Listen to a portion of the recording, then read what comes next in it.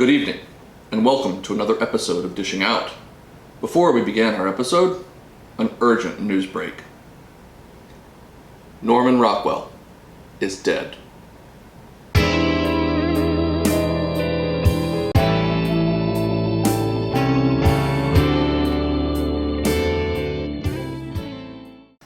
Alright, so half the people watching this video probably don't know who Norman Rockwell was. The other half know that he's been dead for going on 50 years. But the point here is that Thanksgiving traditions are fantastic. And as we discussed in our last video, stuffing, green bean casserole, and many other dishes have every bit of a place on the Thanksgiving spread. But some things need to be questioned, and some traditions may need to end. Or shall we say, some traditions need to be started. Let us just for a moment ponder an iconic image of the Thanksgiving holiday. I mean, where do we start? I mean, this bird, these massive breasts, I'm talking about the turkey, there's no way those are going to cook at the exact same time as the drumsticks and the wings, the dark meat on the underside of the bird. It's just a mess. Culinarily speaking, there's no reason to think that something with all different shapes and sizes and pieces and parts is going to cook properly and through at the same time. And then there's that guy creeping in the corner. Yeah, we need to do better than this. One of the first lessons you learn when cooking or really eating is that foods of different sizes and textures cook at different rates. Say for example, you mince an onion and have some really large pieces and some really small pieces. You're going to end up with either burned onions or raw onions at some point in the final dish. Well, the same concept applies to birds, poultry, meat. We've got a lot of different parts of the animal here. We've got wings with a lot of skin and bone. We've got breasts, which are mostly meat but are exposed to a cavity on the underside so that heat can get to them very easily. And then we've got your thighs, your legs, those things which have tons of intermuscular fat, bones, and when trussed or bound together, it takes a long time for that meat to really penetrate all the way through and cook it to at least 165 degrees. The end result, typically, is barely cooked dark meat and a breast that's so dry it needs at least a gallon of gravy. Are there ways around this problem? Of course. The chief way that I recommend dealing with it is spatchcocking. A brief word about the bird. Before we remove our formerly feathered friend here from his cryogenic packaging, it is important to note that the majority of turkeys sold year-round, and particularly around the Thanksgiving holiday, will come frozen and will require at least 2 to 3 days, depending on the size of the bird, to thaw out in your refrigerator. There's some different methods to get around this, involving constantly moving water in a large vessel, i.e. a sink or cooler, but honestly just take the extra couple days, do it low and slow, and let the bad boy come up to 33 to 34 degrees in the refrigerator before you prepare to cut out his backbone. Alright, I have removed our headless friend from his plastic coffin, and now we must make a few modifications before we can begin to cut him up. So the particular folks that I got this from had pre-trussed the bird, meaning they'd already got the legs and thighs and everything all tied up so that it cooks evenly, but we need to liberate these guys. So I'm going to remove that plastic there. And now my favorite part, and yours too, we need to remove the neck. He may be headless, but he still has his neck. And the giblets. Oh yeah. Once you have removed the organs, giblets, the neck, any plastic parts, and that guy, we don't need him. He's a liar anyway. Once you've removed all that stuff, you need to kind of pat this baby dry and get ready for surgery. Okay, now we have our turkey all dried off. I flip the bird over onto its breast to expose the backbone, which runs down here. So in order to get this bird to lay flat on our baking tray, we're going to need to remove the backbone. And with that, or for that, you'll need some scissors. And no, these won't work. What you really need are kitchen shears or some clean tin snips or outdoor cutting equipment. Again, you need to make sure it's clean. but heavy duty is best. We're cutting through bones here, and your old Scholastic scissors won't get the job done. So I recommend beginning up here at the head end and cutting through a little bit of this skin so that you can actually feel where the backbone attaches to the rib cage, and just start cutting through. If it doesn't sound a little gruesome, you're not doing it right.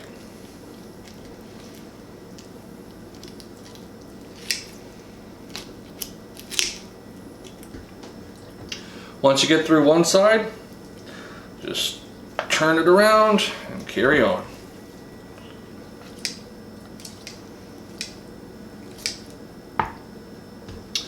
Once you have completely removed the backbone, and set that to the side, and we will prepare to flatten the turkey out. Alright, we've got our backbone out and got our turkey flipped back over and relocated to a large baking tray. Now, in order to get it into that flat shape that we want, we have one final modification. We need to remove this bone right up here, which you may be familiar with as the wishbone. I'm going to find the bone and just make some small incisions.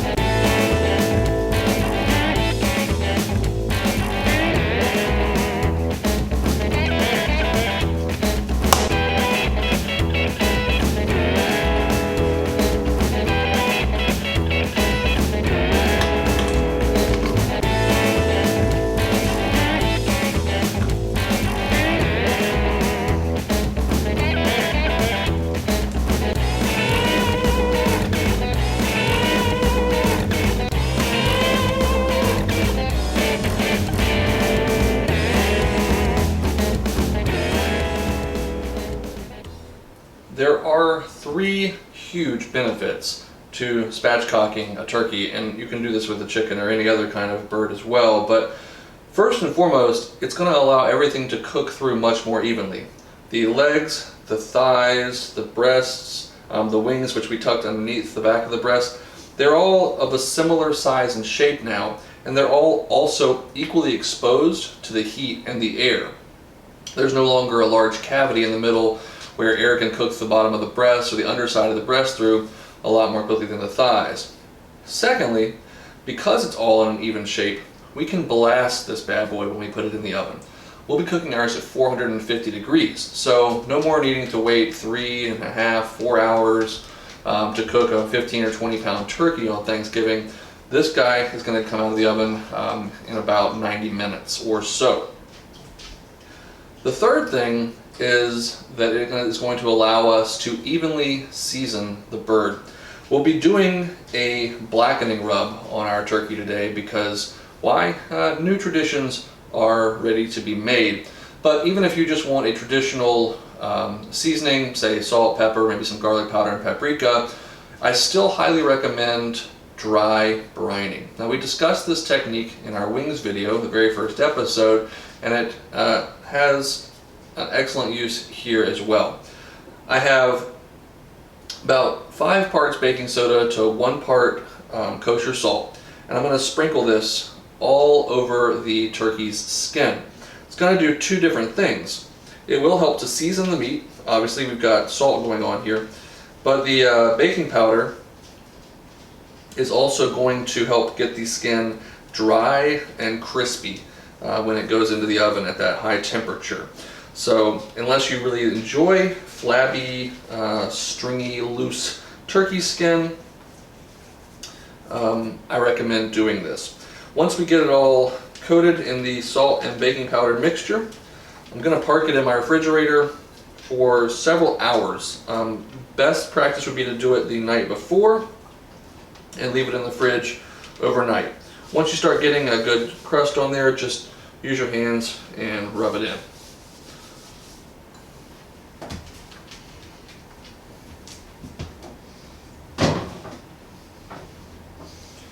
For our blackening spice rub, I've got a teaspoon of rubbed sage in a bowl, to which I will add 1.5 tablespoons of smoked paprika. Regular paprika will work fine as well. 1 tablespoon of onion powder. 1 tablespoon of garlic powder. A teaspoon of cayenne pepper. You can use less if you do not like the extra spice. A half teaspoon of ground oregano. And a teaspoon and a half of ground thyme. These are ratios which I have found to work well over the years, but if you are fond or not so fond of certain flavors, then modify as you see fit.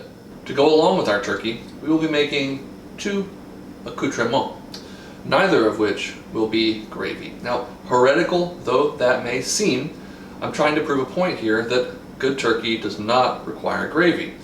Our 2 accompaniments will be a compound butter consisting of roasted garlic, lemon zest, and some fresh thyme, and I think we can find a spot on the plate for some cranberry sauce as well. Few topics will spur controversy around the Thanksgiving table like cranberry sauce.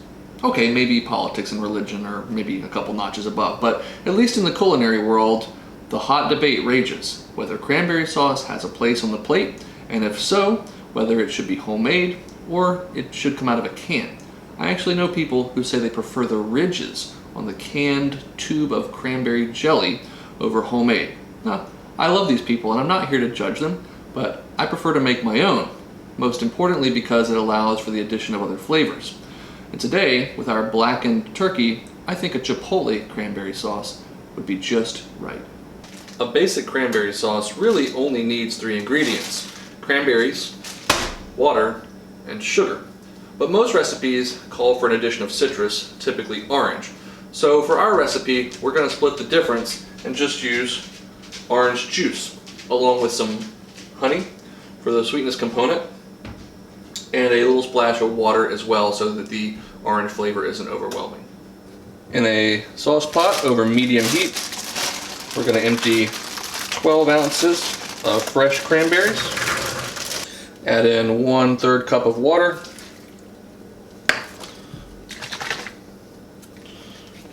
And about 8 ounces or so of orange juice.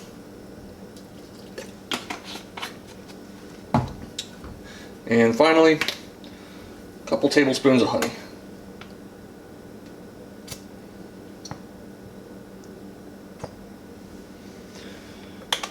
We're going to stir that to combine and bring it up to a simmer over medium heat. The next to last ingredient that I like to add is just a pinch of ground cinnamon. Once it reaches a simmer, go ahead and back your heat down to medium-low and let it cook away for about 12 to 15 minutes. After about 15 minutes on the heat, uncovered, this is what the sauce should look like. Now, it's still going to be relatively loose or liquid, but that's okay. That's kind of how I like it. That's what we're going for. But of course, it is going to tighten up once it comes to room temperature or goes into the refrigerator. A couple of points. I did only add about 2 tablespoons of honey. Now that's not a lot of sweetness. The orange juice itself has sweetness to it, but I want to keep this relatively tangy to counterbalance the spicy and smoky notes of our turkey. Now we could definitely stop right here and maybe pinch of salt and pepper just to season it, but this would be ready to go at least once it cools down. But we're going to take this up to the next level. I'm going to add 1 chopped or minced chipotle in adobo. It's not going to be overwhelmingly spicy, but it is going to add a nice little punch of heat and smokiness, again, just to complement the other flavors in our meal. Leave it out if you don't want it. Again, just the plain cranberry sauce is excellent by itself, but 1 chipotle, or if you really want to make it punch you a little bit in the tongue, go ahead and put in 2. I'm just going to let this come down to room temperature, and you can keep it in the fridge for at least a week, if not more, if it lasts that long. Okay, so the turkey was in the fridge for about 4 hours, and we are ready to get it seasoned up and into the oven. Now you could definitely do less than 4 hours. 1 or 2 is at least going to accomplish a basic dry brine and help to get that skin a little crispier, but again, overnight would be just fine as well.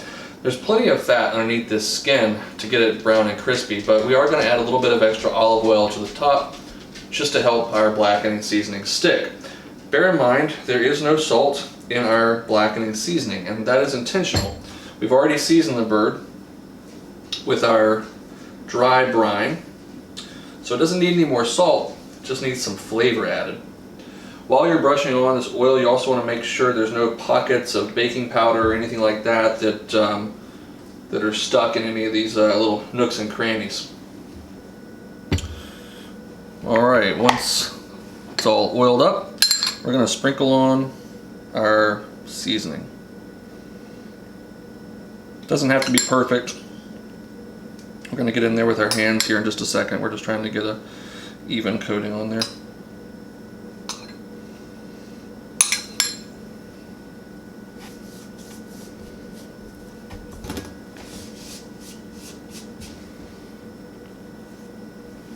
Alright, so the last thing that I'm going to do here is actually get the turkey up off the baking sheet so that heat can circulate nice and around it. So I'm going to put it onto this wire rack.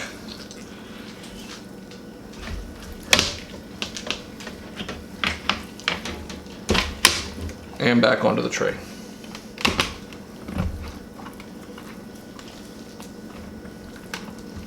Make sure to get everything even back out. Give that rub one last spread. Alright, she looks a little rough right now, but 90 minutes at 450 and we'll be looking at something a lot nicer. Alrighty, for our compound butter, I have 1 stick of unsalted butter here in a bowl. I'm going to add about a tablespoon of fresh picked thyme leaves, the zest of 1 lemon. The zest has all of the essential oils from the lemon itself, so it gives great lemon flavor without needing all of the juice, which would mess with the consistency of the butter. And finally, we have our roasted garlic. This stuff is soft and it's sweet, and it's just going to incorporate really easily into our butter. All we have to do is just gently squeeze it out. If you get any of the paper in there, it's fine. You can pick it out once you're done extracting the garlic. Once everything is in the bowl, just going to use a fork and mix it all together.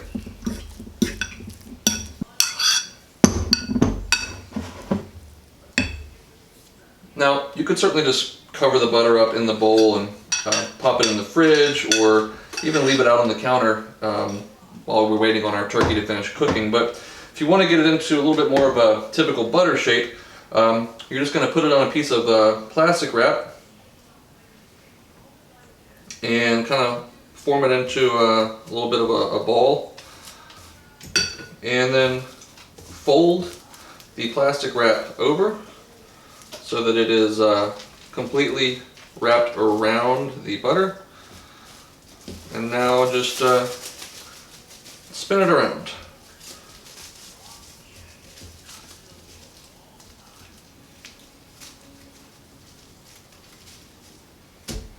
There you go. Pop that back into the fridge and it'll be good for up to a week. Okay, so I checked on the turkey after about 85 to 90 minutes. We were still about 140 to 145 degrees in the deepest part of the breast, which is a little bit underdone. Even with carryover heat, wouldn't quite take it up to 165. The outside though was perfect, just what I was going for. So I went ahead and took some tin foil or aluminum foil and covered up the turkey itself so it wouldn't brown anymore, and gave it another 25 minutes or so. It's getting ready to come out now. Let's have a look.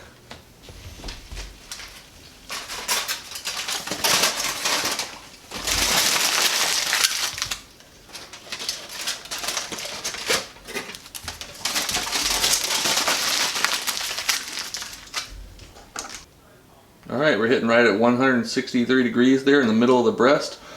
And it's definitely going to continue to cook up, carry over just a little bit more. This needs to rest, hard as that may be to do, for probably a good 25 to 30 minutes. Once you have your poultry carved up to your desired size, I like to leave everything in large pieces and then cut it down as I'm ready to eat it. I'm just going to take some butter, some of our compound butter, and just add a little bit to each piece.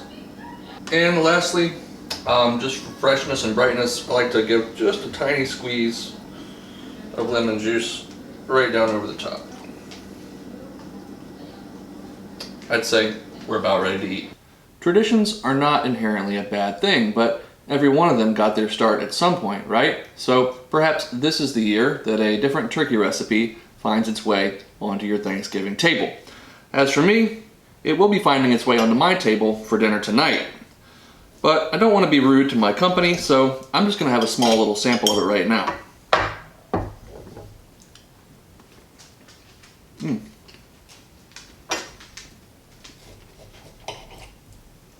The turkey is really moist, got great flavor.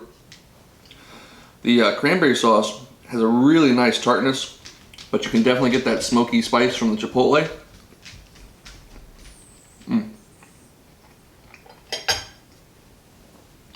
And that butter just coats the turkey. The garlic flavor is excellent as well. I hope you give this recipe a try and let me know what you think. Definitely stop back by next week as we tackle some Thanksgiving desserts. As always, thanks for watching, and until I see you again, go make something delicious.